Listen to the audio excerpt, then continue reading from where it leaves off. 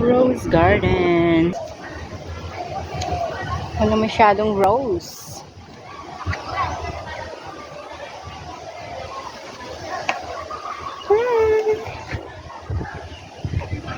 Hindi masyadong maganda ang mga bulaklak ngayon.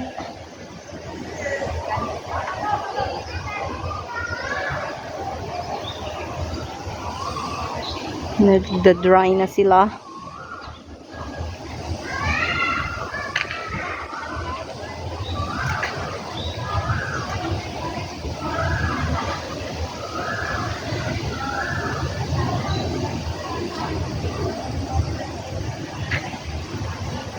Ano na napintas ti Rose da? Nalaylay. Nalaylay da. Ano na napintas?